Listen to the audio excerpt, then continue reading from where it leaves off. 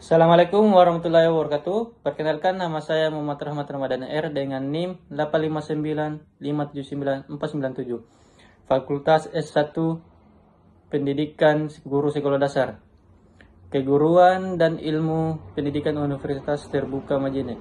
Pada video kali ini, saya akan menyelesaikan tugas mata kuliah Filsafat Ilmu dalam pendidikan, memperkuat ilmu pendidikan.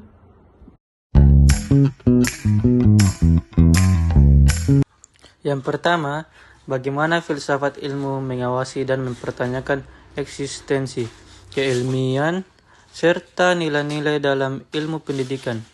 Filsafat ilmu berperan sebagai landasan kritis dalam ilmu pendidikan dengan cara mengkaji tiga aspek utama, yaitu yang pertama, ontologi, mempertanyakan apa hakikat pendidikan itu, objek yang dipelajari, serta realitas dalam dunia pendidikan. Yang kedua, epistemologi, mengkaji bagaimana pengetahuan pendidikan diperoleh, metode yang digunakan, serta sebenarnya ilmiahnya.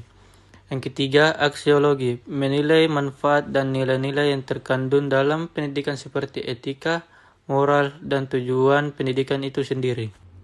Dengan demikian, filsafat ilmu memastikan bahwa ilmu pendidikan tidak hanya benar secara ilmiah tetapi juga bermakna dan bernilai.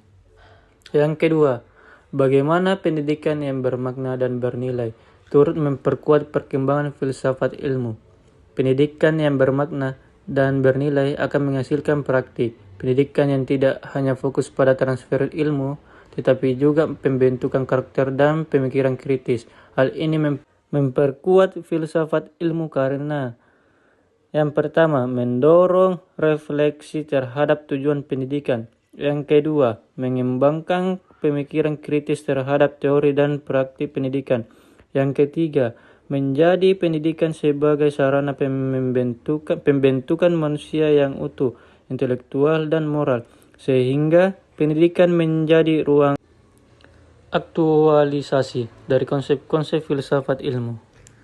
Mengapa filsafat ilmu disebut sebagai pisau analisis ontologi, epistemologi, aksiologi dalam membeda persoalan pendidikan? Filsafat ilmu disebut sebagai pisau analisis karena digunakan untuk mengkaji masalah pendidikan secara mendalam melalui tiga pendekatan. Yang pertama, ontologi, menganalisis hakikat masalah, misalnya apa itu pelajar. Yang kedua, epistemologi, mengkaji cara memperoleh solusi, metode pembelajaran yang tepat.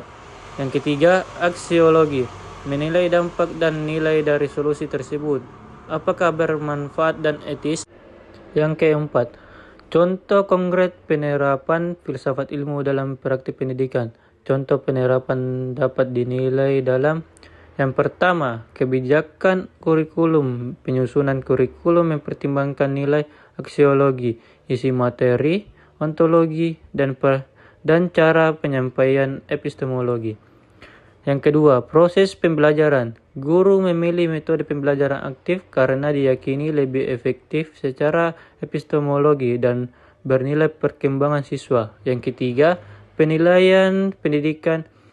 Evaluasi tidak hanya mengukur kognitif, tetapi juga sikap dan keterampilan sebagai bagian dari nilai pendidikan.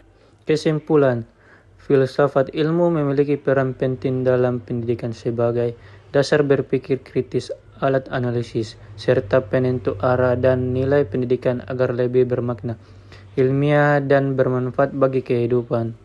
Thank you, terima kasih.